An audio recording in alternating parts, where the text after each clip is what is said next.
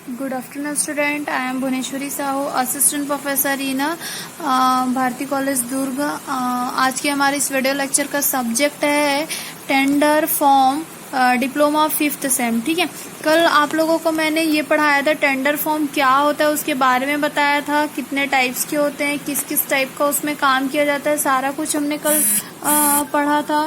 ठीक है,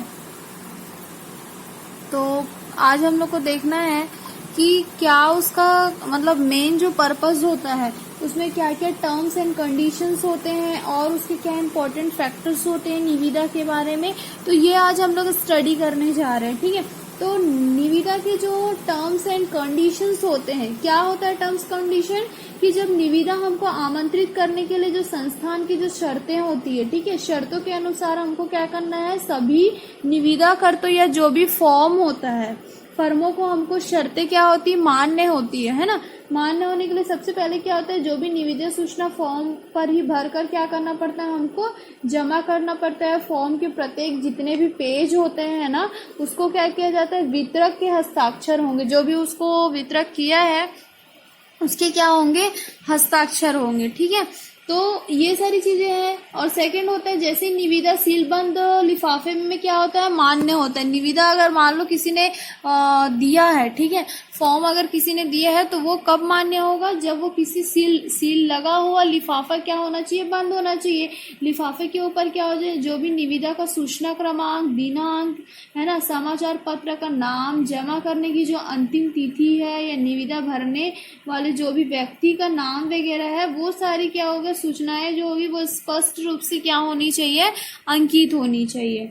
ठीक है, और निविदा फॉर्म के साथ जो भी वितरक का जो प्रार्थना पत्र होगा उसका होना क्या होता है, आवश्यक होता है ना। निविदा फॉर्म में केवल मान्यता प्राप्त ठेकेदार ही क्या कर सकता है, उसको जमा कर सकता है, या जो भी राज्य सरकार वगैरह विद्युत निरीक्षण बोर्ड द्वारा पंजीकृत हो, या मध्य प्रदेश मंडल के सक्षम कार्यालय में भी जो भी पंजीबद्ध हो, ये सारे लोग क्या कर सकते हैं, उसे कर सकते हैं। ठीक है, उसके बाद जैसे कि मान लो कोई एक ठेकेदार ही अगर निविदा फॉर्म जमा कर सकता है, तो संस्थान प्रबंधन अपने पास या अधिकार सुरक्षित रखता है, या किसी भी निविदा जो रहता है या किसी भी भाग को स्वीकृत दे सकता है, अथवा सभी निविदाओं को बिना कारण बताए वो क्या कर सकता है, अस्वीकृत कर सकता है। ठीक है, निविदा मांगने वाले अधिकारी का जो कर्तव्य होता है वो क्या होता है, शासन को उससे क्या होता है कि शासन को उचित लाभ मिलना चाहिए, है ना।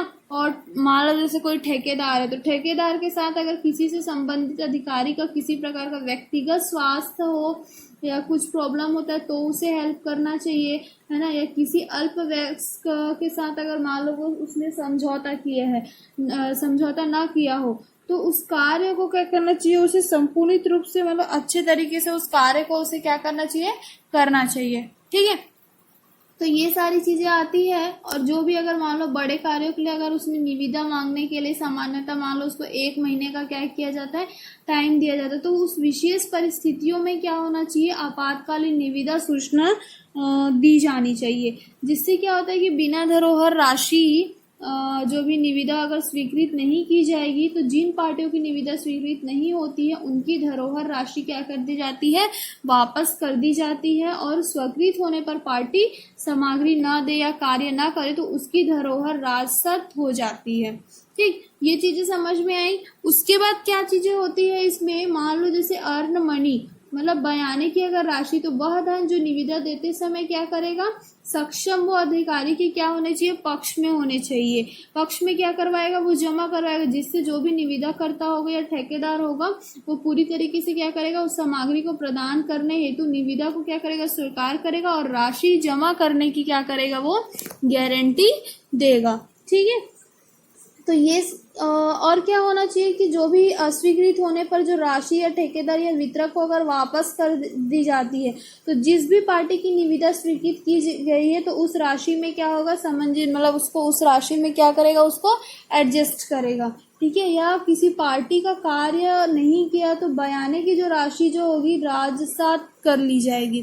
ठीक है, और अगर मान लो सिक्योरिटी डिपॉजिट में क्या होता है कि ये वह राशि होती है जो निविदा स्वीकृत होने के ठेकेदार द्वारा कार्य को ठीक प्रकार से या समय से पूरा करने की जो भी गारंटी देता है ना। सामग्री की पूर्ण लागत का 10% धन क्या किया जाता है, उसमें जमा किया जाता है, या राशि के अंदर बयाने की जो भी अर्नेस्ट मनी होती है उसको सम्मिलित किया जाता है। तो इस टाइप के क्या होते हैं, सारे काम करवाए जाते हैं, है ना। और जो भी राशि होती है नकदा जमा कराई जाती है, जिसे 10% की राशि पे क्या किया जाता है, उसमें कटौती किया जाता है। या कोई भी अगर राशि कार्य पूर्ण नहीं होता है तो ठेकेदार को प्रपत्र MF 67 पर आदेश लेकर वापिस कर सकता है। ठीक है।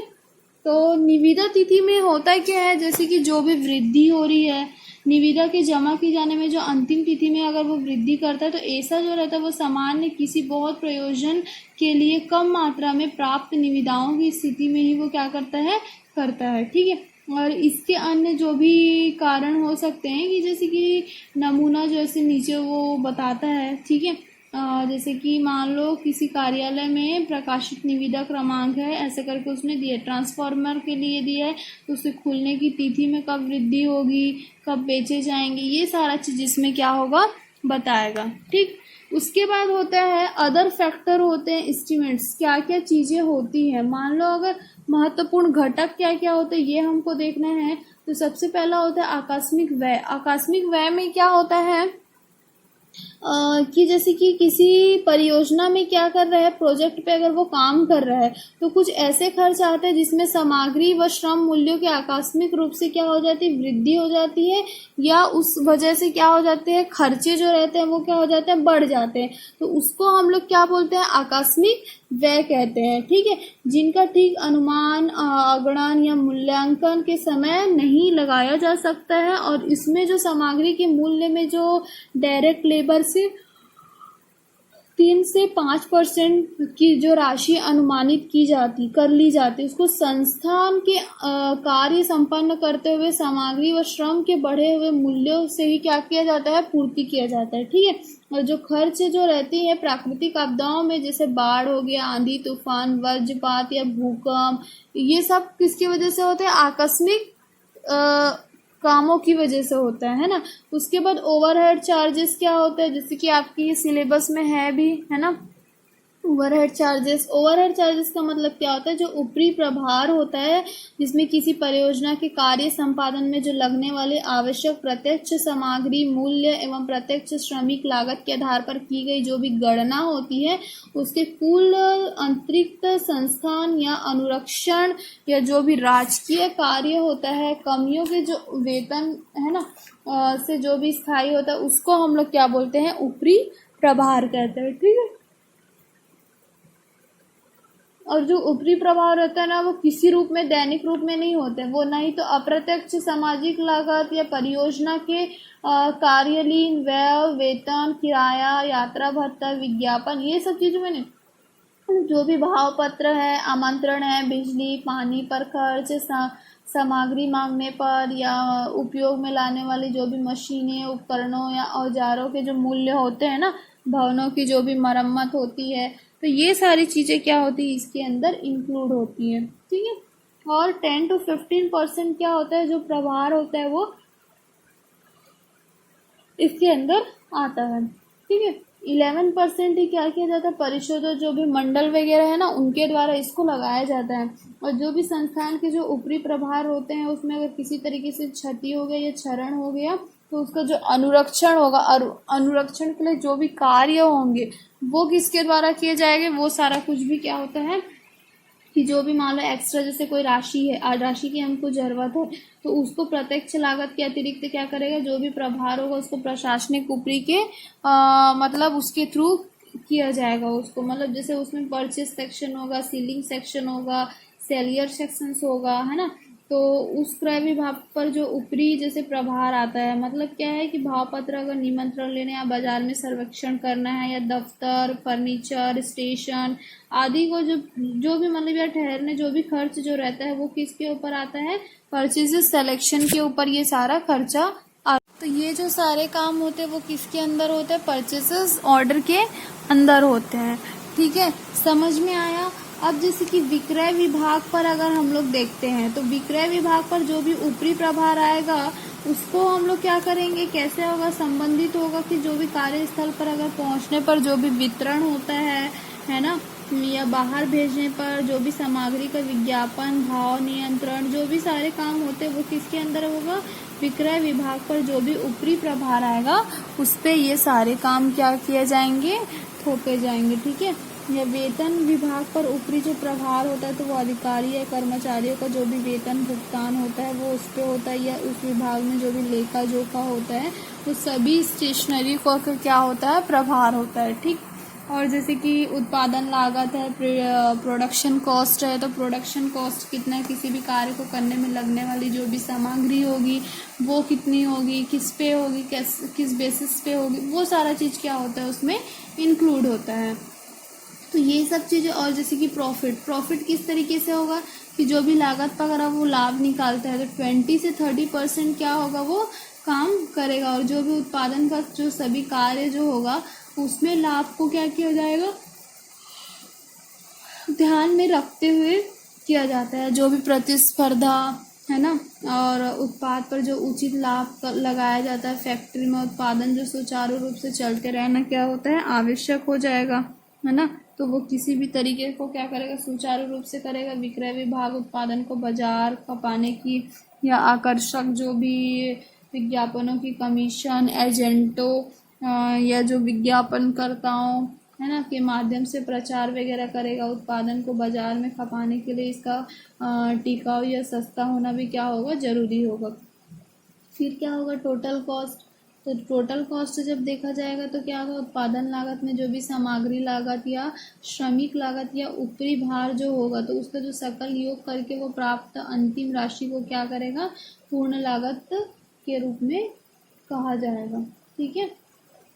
और स्टोरेज चार्जेस जो रहते हैं, स्टोरेज चार्जेस में क्या होगा कि जो संस्थापन में लगने वाली जो भी सामग्री होगा उसको क्रय करने में, जो भंडार गृह में लाने में या कार्यस्थल पर ले जाने में जो भी व्यय होगा तो वो सामग्री को क्या करेगा, वो यातायात के समय पर चढ़ाने या उतारने के लिए जो भी मूल्य आएगा वो सारी चीज़ों को वो क्या करेगा, उसमें इंक्लूड करेगा।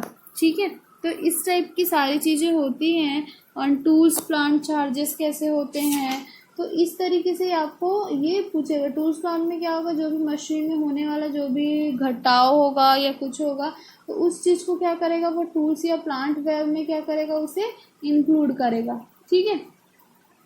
तो हमने इस यूनिट में कंप्लीट ये जो मैंने निविदा के बारे में आपको बताया, फिर वो टेंडर फॉर्म में कैसे होता है, क्या क्या प्लानिंग होती है, जो मैंने 4 से 5 आप लोगों को प्लानिंग बताई वो सारा कुछ है ना, दिशा निर्देश क्या होता है वो सारा चीज़। तो इस टाइप से हम क्या किए, इसके बारे में इस यूनिट में सारा कुछ हमने डिस्कस किया।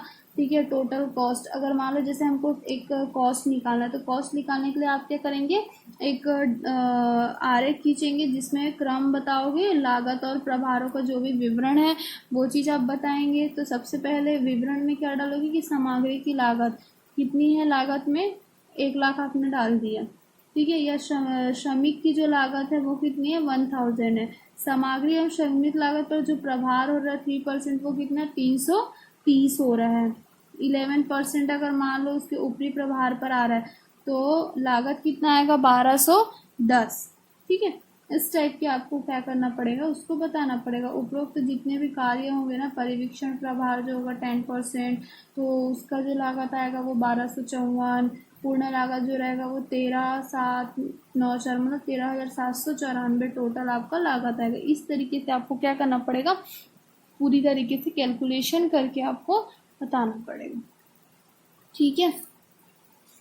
तो आपके इस यूनिट में ये जो मैंने टेंडर के बारे में बताया, ये टेंडर के बारे में मैंने आप लोगों को इसीलिए बताया कि आप जब भी कहीं आपको किसी से टेंडर अगर आपको मिला है कहीं का, ठीक है, या आपको काम करना है तो आपको इतने सारी चीज़ों के बारे में क्या है पता होना जरूरी, तभी आप उस काम को कर पाएंगे, है ना।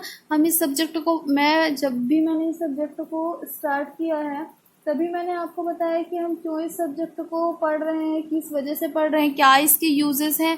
ठीक है। मैंने उस टाइम पीरियड में आपको ये सारा कुछ डिस्कस किया था। क्यों पढ़ रहे थे हम, क्योंकि हमको अगर मान लो हम किसी प्रोजेक्ट पे काम करते हैं तो वो प्रोजेक्ट पे कैसे काम किया जाता है, कैसे क्या क्या पर्पस होता है, किस फॉर्म में किया जाता है, ये जो सारा जो प्रोसीजर होता है उस प्रोजेक्ट के थ्रू होता है।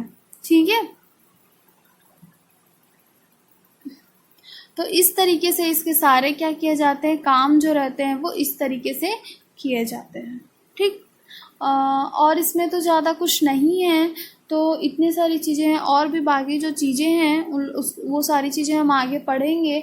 तो आपको मैंने जितने भी उसके टर्म्स कंडीशंस के बारे में आज जो मैंने बताया वो सारे टर्म्स कंडीशन आपको याद रखना है।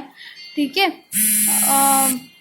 और बाकी तो कुछ इसमें है नहीं, बाकी जो है हम वो देखते हैं, है ना, किस टाइप का या कैसे काम होता है, या हमें क्या क्या चीज़ें इसमें इंक्लूड करने की है। ठीक, और ये सारी चीज़ें हैं। ठीक है, तो आज की क्लास हम यहीं पे एंड करते हैं। Thank you class, have a nice day.